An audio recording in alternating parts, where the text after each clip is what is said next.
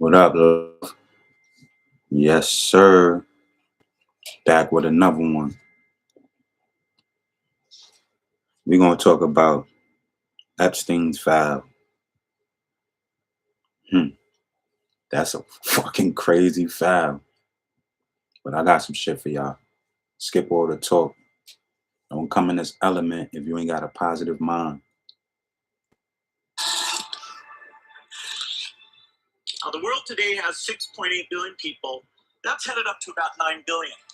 Now, if we do a really great job on new vaccines, healthcare, reproductive health services, we could lower that by perhaps 10 or 15%. So in the next 5 to 10 years, for the next pandemic, we'll solve all those problems. This devilish the niggas. next pandemic, All there them will niggas be is another devilish. pandemic. Absolutely. We don't know when. Eating The niggas and risk per shit. year, 2%, 3%. Damn. So we'll have to prepare for the next one. That, I'd say is Stop lying, you will hungry get bastard. attention this time. Nah. The pandemic, sadly, was Shut up. Stop fairly eating kids, predictable. bitch. Nah, I'm And it sorry. won't be the last pandemic. The next one could be far more severe. I had predicted there was a risk of a pandemic, and sadly, that came true. The brand new Epstein files show that they may have planned the whole thing from the get-go. These documents prove that the infrastructure needed to profit from a major global pandemic had already been meticulously planned years before COVID-19. Yeah. It exposes Shit a been massive financial system designed around pandemics that was quietly running long before the world ever shut down. Furthermore, it also shows many of the key players involved. Through an extensive review of these newly released documents, investigative journalist Sayed G has exposed a hidden network which directly connects Bill Gates, Jeffrey Epstein, and a host of other extremely powerful individuals. It places Epstein front and center, revealing the instrumental role he played in orchestrating the connections, brokering the deals, and guiding the strategic decisions, also that Gates and his friends could plan for future pandemics years ahead of time. So the trail of evidence starts in 2011, with internal emails from JP Morgan Bank showing that Jeffrey Epstein helped design the financial apparatus, which would later go on to secure over $100 million in funding for the Gates Foundation. So in these emails, Epstein was advising the bank's most senior executives on how to pitch a Gates-anchored donor fund, specifically for the purpose of bringing in investment for vaccines. Now, this would of course be masquerading as a charitable project, but was in fact designed to generate massive profits. Indeed, it set up a permanent pipeline where massive amounts of money could flow into vaccine development under the cover of philanthropy. Now, by this time, Bill Gates was already heavily invested in vaccine development, though according to Epstein was terribly frustrated. This was because the Gates Foundation had, quote, already spent billions, yet there was little that could be held up as a great success. And Epstein was right. Gates had already had a long history with vaccine development, dating back to the early 2000s. However, his efforts were already being met with controversy and criticism. This was particularly true regarding the mass distribution of vaccines throughout the Third World, which were later found to cause widespread infertility. It's also true of the grand promises of disease eradication through specialized new vaccines, which in many cases actually made the problem worse. Bro, they really also be worth sitting noting here. that Gates himself is on record proudly proclaiming the vaccine. Hold on, chat. Yo, they really be sitting here planning our demise, yo. And the crazy part about this shit, everybody know this shit and nobody coming together. I'm gonna keep saying that. Nobody coming together to sort out the situation. We just keep letting them do what they want to us. Like, we gotta get on board, man. Like, you go on vacations and shit. Y'all go on vacations, right? All right, so let's get together and, let's get these niggas up out of here, bro. I know y'all tired of this shit, man. I know I'm tired. I'm tired. I'm very tired. Tired of hearing babies getting kidnapped, old people getting kidnapped, my people getting hung from trees. That shit been going on for centuries. It's time to eliminate that shit, like, for real. Like, I know y'all tired. I'm tired too. Like, what we gonna do? Vaccines could successfully reduce the global population by a significant amount. The world today has 6.8 billion people. That's headed up to about 9 billion. Now, if we do a really great job on new vaccines, healthcare, reproductive health services, we could lower that by perhaps 10 or 15%. And indeed, it's phrases like this which really make you wonder about his intentions. But when we fast forward just 2 years into the future, this vaccine funding project that him and Epstein were colluding on would finally materialize. So in 2013, the Gates Foundation went on to create a special investment structure, which they called the Global Health Investment Fund. On the face of it, it allowed private investors to inject money into drug and vaccine development for the stated purpose of improving global health. In return, investors would bring in steady returns between 5 and 7%. Nothing too strange there. However, the key difference and what made this unusual was that these investors were offered a 60% guarantee of principal. What does that mean? It means that private investors would only be risking a maximum of 40% of their original investment. Things did go well, of course. The other 60% loss, well, that would be covered by the Gates Foundation and its partners, using philanthropic and public money. Now, in plain words, private investors got to keep most of the profits if things went well, but they were mostly protected from the biggest risks by charity and taxpayer-backed money. And why is this significant? Because this setup basically turned global health issues like pandemics into seriously profitable business opportunities, all with low risk. It means that there was now a real incentive to pump massive funds into these kinds of projects, and it also laid the groundwork for everything that followed later on. However, Epstein's role in this story doesn't end there. Over the years, he continued to expand Gates' influence in the field of pandemic preparedness. Furthermore, the financial foundation from 2011 quietly paved way for something much bigger. And with the money pipeline now secured, the next phase was turning those resources into actual global governance. Fast forward just 2 years to 2015, documents show that the Gates Foundation was already in active discussions with several other groups about pandemics and global responses. This was way ahead of any outbreak. Many of those groups overlapped with the International Peace Institute, which in that same year proposed a high-level expert convening in Geneva, and the topic of focus was how to most effectively address and prevent pandemics. Now, although the Gates Foundation publicly declined to fund the event, it went ahead anyway and was hosted by its president, Rod Larson. This meeting involved major groups like the Director General of the World Health Organization, the World Bank, MSF International President, and senior UN and global health officials. Now, it's worth noting that this guy Larson already knew Gates personally. In fact, he'd been dining with him at Jeffrey Epstein's residence just 2 years prior. And so therefore, it's... These motherfuckers be dining at restaurants and shit, planning our demise. Like, who are these people, man? Who are them? Like, who they are? Like, where y'all niggas come from? Y'all invading our world. Like,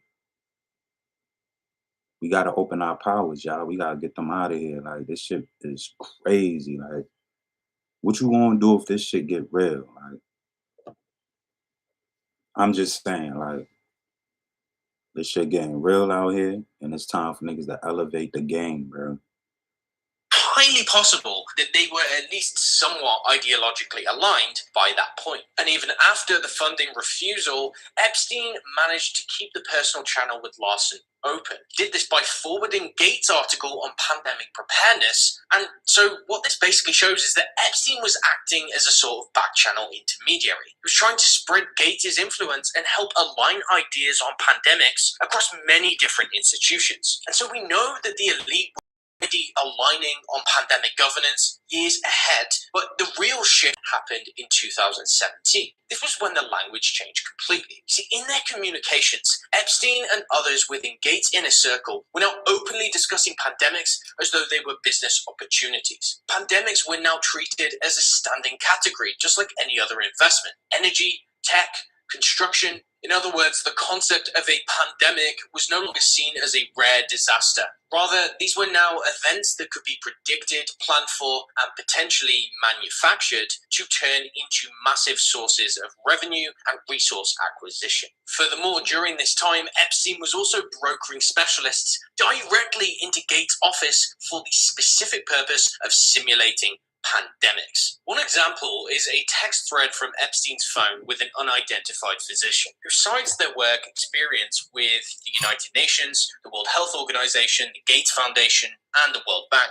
This doctor specifically mentions pandemic simulation as a key career credential, and in response to this, Epstein directly recommends to connect with Bill Gates. Now, this shows that these guys weren't merely interested in pandemics as a hypothetical. No, they were investing heavily somebody in gotta teach me how actual to split my simulations. screen, Like, man. they were preparing I'm for still new at something this. that they knew was going to happen in the near future. I'ma And learn, coincidentally, that I same need to year, learn now. the World Bank launched the That's first the shit ever I need to show pandemic y'all, man. emergency financing facility. This was the first of its kind pandemic catastrophe fund, which supplied $320 million in bonds to be sold off to private investors. Of course, it just so happens that coronaviruses were explicitly named as one of the covered risks in those bonds. So the timing here is really quite striking and also very convenient. Now, at the very least, it suggests that these institutions were already planning, at least financially, for...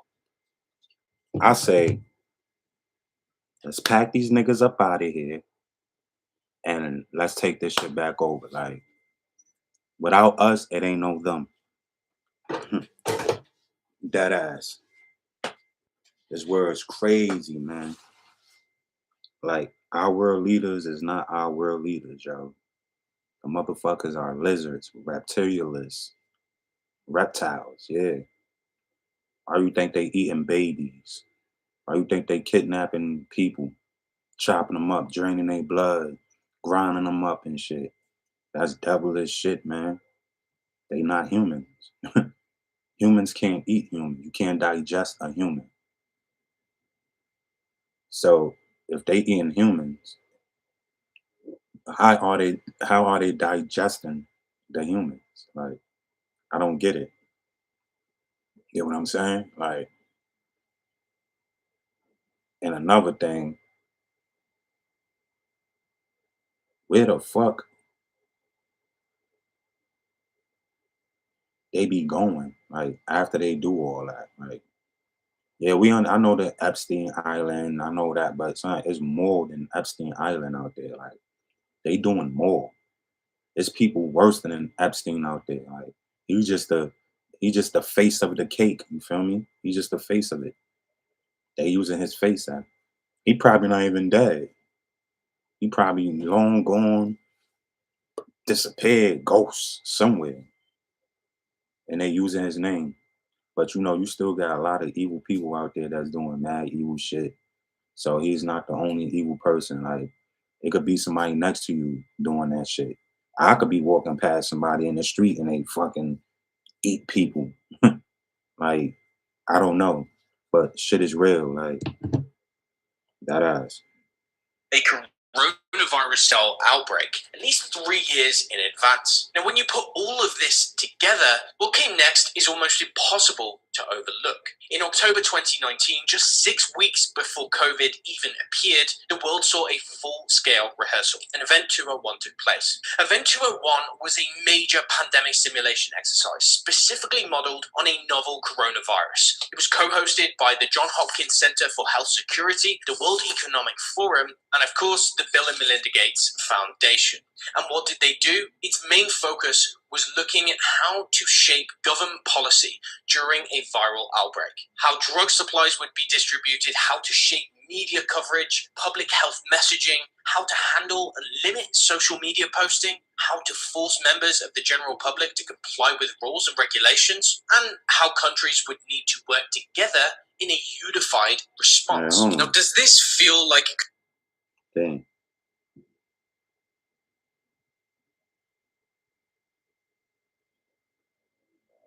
Damn, I don't switch the video, but y'all hear what he talking about?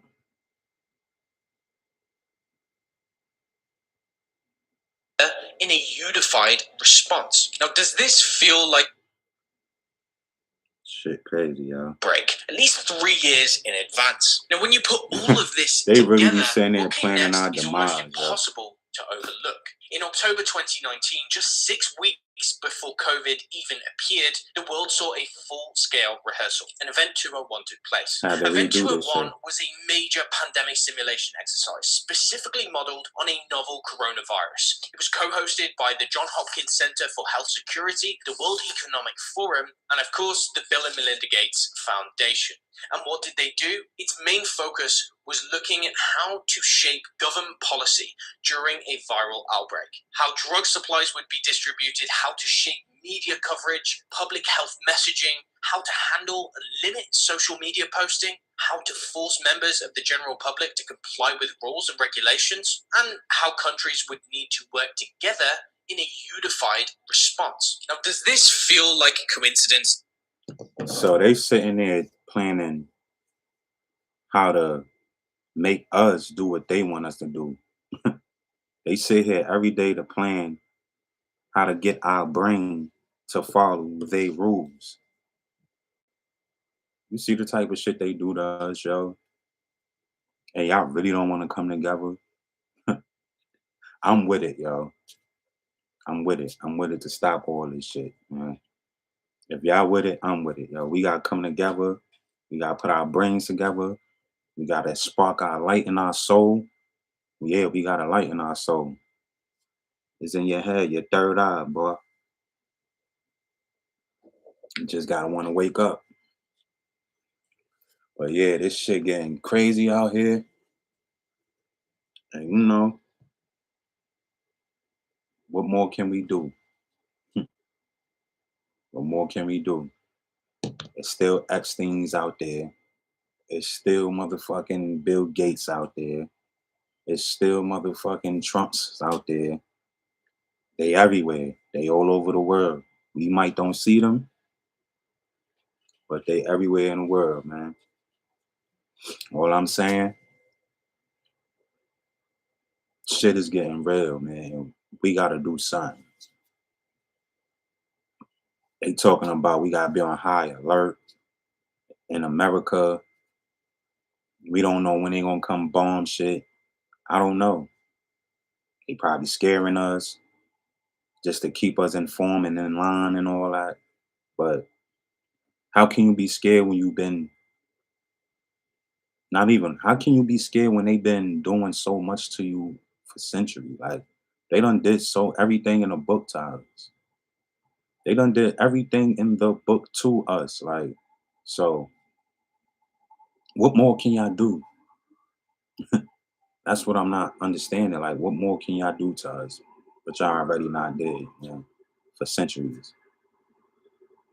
What's y'all take on this video I just shared? Send me a like, send me a comment. I want to know y'all comments. Y'all gotta send me some. I gotta know who want to talk. I mean, like, who willing to talk about, yo, we could come together and stop this shit. Like, I'm willing to talk, man. Hit me up in my chat. Send me a notification. Subscribe to my channel. I got more coming. And, you know, I keep y'all up to part on things that's going on in the world. Shit y'all don't know about. Shit y'all not looking up or none of that. So, you know, I'm going to be the one bringing it to y'all. So y'all can understand what's going on. Y'all won't be blinded and dumbfounded. And when shit get real, y'all won't panic. Y'all already know. You feel me? Y'all won't be panicking, screaming, and running around and shit. Y'all already informed. You feel me? So I'm gonna end this live. I might go live again later or tomorrow. I gotta see. But you know, eyes on sight, man. Eyes on sight. Look in your rear view. Feel me? Cause they out there and they want us. They want what we got, man. But they can't have it, man. We too strong, man. That's why they hate us, man. That's why they want to be us. That's why they kill us off. But when they kill us off, we regrow, man. We regroup like a worm. You cut it in half, the body stretch and grow back, nigga. That's what we like. We like worms, man. You can't kill us, bro. Y'all just gonna fucking kill yourself trying to kill us. So stop it. 5. I'm not even blood, so let me stop that. But yeah, man, like stop it. Yeah, we just gonna keep generating. Yeah, I'm laughing because y'all keep killing us off and nigga more coming. Like more of us just keep coming back. And y'all just like, damn, these niggas like roaches, like spiders and shit, they just keep coming. You can't get rid of us. Black is his almighty power. Black is power. Remember that, man. God bless y'all. Love, peace, and soul and unity. We gotta come together, man. If y'all feel what I was saying, if y'all feel the video I put up, send me a message and like my videos. I'm only here to inform y'all. You know what I'm saying? But what y'all not looking at or what y'all ain't seeing. So whatever I get up on, I'll bring it to y'all, man, and show y'all what the world's going through. But like, subscribe, send me a notification. Let me know you rock with me, man. I'm still learning. You feel me? Help me rise, boy. Peace. I'm out of here. God bless all of y'all, man. And another thing, stay strong. Pray every day. Pray every day. Every day you pray. Pray every day. Every day. Wake up. Shit on your mind. If you feeling down, if you feeling sad, if you feeling depressed, if you feeling stressed, if you feel like you ain't got nobody in this world, if you feel like the devil is trying to take a hold of your soul, if you feel like life is just rough, pray. Pray. I'm telling you, it helps. It heals. It make you feel good. I pray every day. I don't just pray. I'm different. I'm not everybody else. I don't just pray. I rap about God. I talk about him. Anything I do, I put him in it. Like, I'm blessed. Like, I might don't have it all in the world, but my soul, my mind, my heart, my body is blessed. All you gotta do is pray, man. And he gonna show you the way. And speak out loud. The universe will give you what you want. Because you're speaking it out to the universe, and you will receive what you want from out the universe. If y'all believe in stuff like that, I do. It happened to me multiple times. So if you believe in that, pray, man, and talk about things you want out of life. Talk about it loud. Don't give a fuck if anybody hear it. You feel me? You telling the universe what you want, so the universe gonna provide that for you. And just keep going hard with whatever you do in life. Don't let nobody tell you can't do nothing. Don't let nobody say nothing. Like, don't let nobody knock your motive. Don't let nobody fuck your mind up, tell you dumb shit to get you to stop doing what you trying to do in life. None of that. Just go far. And when you succeed, all you could do is look at them and be like, I did it. I'm out of here, y'all. Peace.